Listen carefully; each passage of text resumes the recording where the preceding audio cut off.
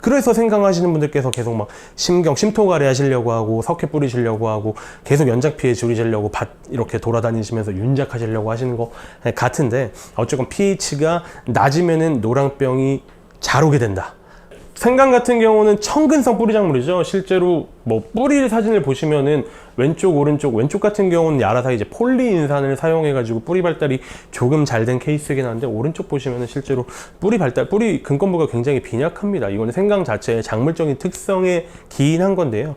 워낙 이렇다 보니까 양분 흡수가 잘 되지가 않아요. 신근 자체가 좀 이제 잘 뻗으면서 양수분을 흡수해야 되는데, 생강 같은 경우는 신근 자체가 비대하면서 생강이 생겨버리잖아요.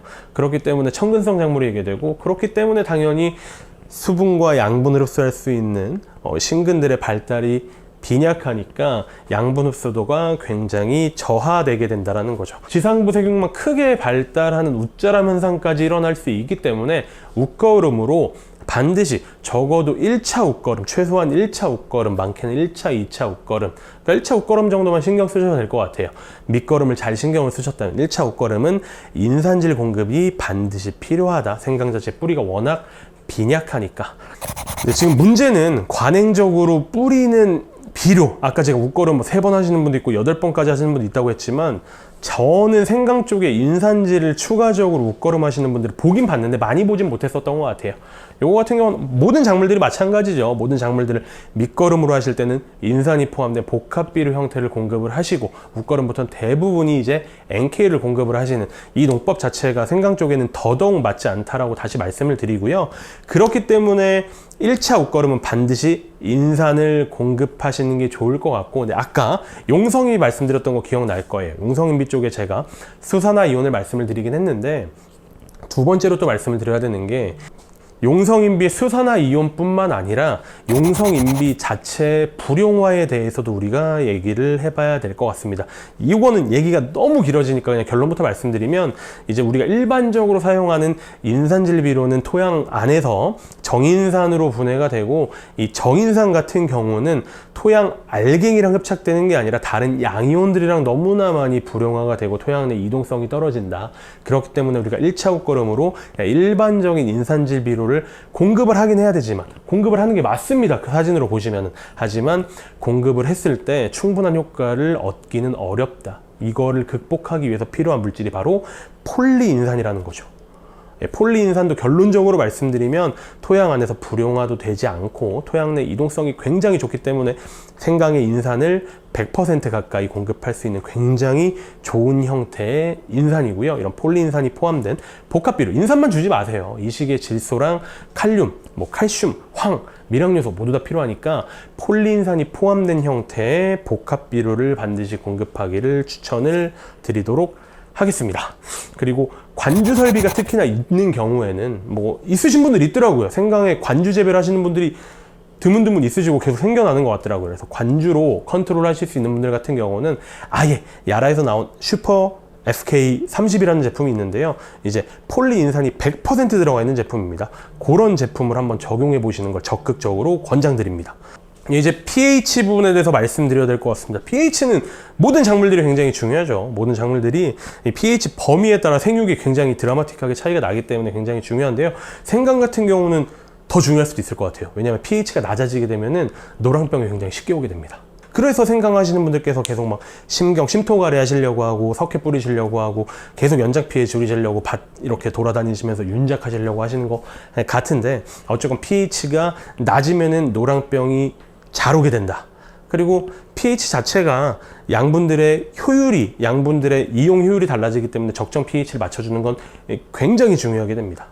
정확하게 말씀을 드리면 pH가 낮아지게 되면 노랑병도 많이 오게 되고 양분도 잘 흡수가 되지 않는다. 어떤 양분들이 잘 흡수가 되지 않냐라고 정확하게 말씀을 드리면 많이 말씀드렸던 인산입니다. 인산 같은 경우들이 금속 양이온들이랑 불용화가 되기 때문에 인산뿐만 아니라 철, 알루미늄 같이 꼭 먹어야 되는 미량 요소도 생강이 잘 먹을 수가 없게 된다. 그렇기 때문에 pH 관리를 잘 하셔야 된다. pH를 반드시 어느 정도 높게 관리하셔야 된다. 그리고 pH를 너무 떨어뜨리지 않는 형태의 비료를 사용하셔야 된다는 거고요. 그 내용이 이제 뒤에 나오는데요. 토양 산도 자체가 pH가 낮아진다는 얘기는, pH 구하는 법 아세요 혹시? 마이너스 로그 한 다음에 상용 로그로 그 H 플러스 이온 농도거든요. 그러니까 실제로 여기 pH에 따라서 양분 흡수가 어떻게 달라지는지 설명을 드리고 싶은데, 이제 토양 입자를 이렇게 표시를 했고요. 토양 입자에 그 양이온들이 달라붙을 수 있는 구멍들이 굉장히 많이 있습니다. 토양 자체가 정기적으로 음성을 띠기 때문인데요. 정상 토양 보시면은 토양 자체가 마이너스이기 때문에 뭐 마그네슘, 칼륨, 칼슘 굉장히 많이 지금 달라붙어 있는 거 보실 수 있어요. 이런 친구들은 생강에 제때 알아서 잘 들어가는 굉장히 유효한 영양분이고요. 일부 H 플러스들이 들어있네요. 근데 산성화가 많이 된 토양, H 플러스가 많은 토양은 H 플러스가 이미 토양 입자에 너무나 많이 덕지덕지 달라붙어 있는 겁니다. 빈 공간이 적어지잖아요. 그럼 생강이 먹어야 되는 칼륨, 칼슘, 마그네슘 같은 양이온들이 달라붙어 있을 자리가 없다라는 거죠. 그러니까 이미 산성화된 토양이 있고 산성화가 안 된 토양이 있으면 같은 양의 양분을 공급을 했을 때 이게 토양에서 적절히 보관된 다음에 그 작물로 들어가야 되는 작용들이 일어나는데, 토양 내에 적절히 보관되는 그 자리 자체가 이미 산성화된 토양은 너무 적다라는 거죠. 그렇기 때문에 양분 흡수 효율이 굉장히 많이 떨어진다는 겁니다. 그렇기 때문에 말씀드렸다시피 이 H 플러스를 좀 제거해 줘야 돼요. H 플러스를 제거하는 것들이 바로 OH 이온, 수산화이온인 석회. 하지만 이 석회는 작기 중간에 하는 것이 아니라 작기가 시작되기 훨씬 일찍 전에 하셔야 된다. 그래야만 가스 피해를 입지 않는다라는 거였고, H 플러스가 적은 형태의 비료를 사용하셔야 되는데, 그 H 플러스가 적은 형태의 비료를 단적으로 질소로만 예를 들자고 하면은 질산테 질소는 NO3-입니다. H가 하나도 없죠. 하지만 암모니아테 질소는 NH4+예요. 벌써 H가 있다라는 걸 보실 수 있죠. 그리고 요소 같은 경우는 CO 가로치고 NH2 가로 닫고 2입니다. H가 또 있죠. 그러니까 요소나 암모니아테 질소 같은 경우는 H를 많이 갖고 있기 때문에 토양을 산성화시킨다라는 거고요. 이제 질산테 질소 같은 경우는 H가 하나도 없이 토양을 산성화시키지 않는다라는 겁니다. 네, H 플러스가 많은 형태의 비료가 아니라는 것과 또 이제 질산테 질소의 장점이 될 수 있겠죠. 지금까지 우리는 생강이 어떤 작물이고 그 작물의 특성에 맞추어서 어떤 형태의 비료를 공급해야 하는지, 특히나 웃거름으로 어떤 형태의 비료를 공급해야 되는지에 대해서 말씀드렸습니다. 한번 기억을 떠올려 보시면은 생강 처음 시작하면서 청근성 작물이라고 말씀을 드렸고, 청근성 작물이기 때문에 가스장애에 굉장히 취약하고 염류 집적에 굉장히 취약하고 pH가 낮은 것에도 굉장히 취약하다고 말씀을 드렸습니다. 가스장애를 예방하기 위해 가지고 여러 가지 꿀팁을 드렸는데, 어쨌건 결론은 질산테 질소를 좀 공급을 하시라고 말씀을 드렸고, 염류 집적에 대해서도 많이 말씀을 드리면서 인산의 중요성도 말씀을 드리고, 인산 같은 경우는 폴리인산을 굉장히 강조드렸습니다. 이제 pH도 마찬가지로 질산테 질소도 말씀을 드렸고, 토양 자체의 산성화에 대해서 이론적으로 설명을 드렸습니다. 이렇게 웃거름에 대해서 열심히 설명을 드렸는데, 그럼 웃거름을 언제 주어야 될까? 그리고 얼만큼 주어야 될까를 이제 정리해서 말씀드리도록 하겠습니다. 이제 시기 같은 경우는 1차, 2차, 3차 정도로 제가 구분을 했고요. 물론 이것을 더 쪼개서 6차, 9차 가셔도 됩니다. 그 중간중간 쪼개면 되니까요. 어쨌건 큰 틀은 1차, 2차, 3차로 잡으시고, 1차 같은 경우는 오엽기, 이제 경엽이 굉장히 급속도로 커지기 전의 기간을 얘기하는 거죠. 그리고 2차 웃거름 같은 경우는 10엽기, 이때쯤에 이제 뿌리에서 생강 알맹이가 생성될랑 말랑 하는 시기입니다. 15엽기 같은 경우는 뿌리에 생성된 생강이 급속도로 커가는 시기이죠. 그 시기에 맞춰가지고 양분을 공급해야 된다는 거고요. 고온기에도 반드시 웃거름, 5엽기, 10엽기, 15엽기는 고온기입니다. 근데 고온기에도, 양분학적으로 고온기에도 반드시 웃거름을 공급을 해야 된다는 거고요. 고온기에 공급하기 때문에 가스 발생이 없는, 땅을 산성화시키지 않는, 염류 집적도가 낮은 질산테 질소를 가지고 있는 형태의 비료가 1차, 2차, 3차 추비에 반드시 공급돼야 된다라는 거고요.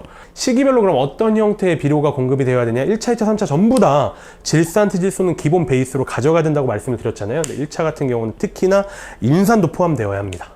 인산이 포함되어야 되는 이유는 영상에서 많이 말씀을 드렸어요. 반드시 이 인산은 폴리인산이면 좋겠다, 불용화가 안 됐으면 좋겠다라고 당부도 드렸고요. 이제 칼슘도 같이 공급이 되면 굉장히 좋겠죠. 칼슘은 조기에 공급될수록 저장될 확률이 높아집니다. 칼슘은 1차, 2차, 3차 훨씬 더 높아지니까요. 그리고 식물의 작물의 각 부분으로 이동될 확률도 훨씬 더 높아지니까요. 2차 옷걸음 같은 경우는 복합 비료에 칼슘이 같이 들어가 있는 형태도 추천을 드리긴 하는데, 그게 실질적으로 조금 어려움이 있으시다면 그냥 NK 형태, 질산트질소와 칼륨 그리고 칼슘이 같이 공급될 수 있는 형태의 비료를 2차와 3차 옷걸음으로 추천을 드리도록 하겠습니다. 12프로그램 보시면 이렇게 구성되어 있습니다. 이제 2프로랑 유니칼슘을 이용한 12프로그램이 있고, 야라밀라 컴플렉스랑 야라리바 나이트라 유니카 칼슘을 이용한 12프로그램이 있는데, 이제 2프로라는 제품 자체가 이제 폴리인산을 포함한 복합 비료에 칼슘까지 포함되어 있는 제품이라고 보시면 되고요. 유니칼슘은 질산태질소가 다 들어있는데요. 질산칼슘이랑 질산칼륨, 그러니까 이거는 뭐 양분의 낭비가 하나도 없죠. 보통 우리가 그냥 일반적으로 국내에서 쓰는 NK는 뭐 질산태질소 그런 게 아니라 그냥 암모니아태질소나 요소, 그리고 염화가리, 염소 기억나시죠? 염류집적 굉장히 높다라는 거. 염화가리가 블렌딩된 제품인데, 유니칼슘이나 유니카 칼슘이라는 제품은 공통적으로 작물이 모두 다 먹을 수 있는, 생강이 모두 다 이용할 수 있는 질산 칼슘, 질산트질소와 칼슘, 그리고 질산 칼륨, 질산트질소와 칼륨으로 구성되어 있는 제품입니다. 마찬가지로 야라밀라 컴플렉스도 질산트질소를 포함하고 있고 폴리인산을 포함하고 있는 복합 비료고요. 야라리바 나이트라보라는 제품은 질산 칼슘 제품에 붕소까지 들어가 있는 제품입니다. 그래서 보시면은 뭐 기비 이렇게 들어가 있고, 추비 1, 추비 2, 추비 3이 공통적으로 다 5엽기, 10엽기, 15엽기에 들어가 있죠. 요건 이제 선호도에 맞추셔 가지고 편하게 고르셔 가지고 적용하시면 될 것 같고, 아까도 말씀드렸다시피 이제 또 생강을 관주로 하시는 분들이 있어 가지고 관주용 프로그램도 가지고 왔는데요. 6월부터 7월, 7월부터 8월, 8월부터 9월에 잘라 가지고, 이게 한 번에 들어간 양이 아니고요. 6월부터 7월에 예를 들어 내가 물을 뭐 10번 준다라고 하면 한 번 주실 때마다 이 친구 이제 8kg이 아니라 800g, 0.8kg씩 소분하셔서 들어가면 되겠죠. 반드시 명심하셔야 되는 게 이 칼시니트라는 제품은 단독 관주를 권장한다라는 거예요. 칼시니트라는 제품이 다른 제품이랑 좀 이제 침전 반응을 일으킬 수 있으니까 칼시니트만 단독 관주를 적극적으로 권장드리고요.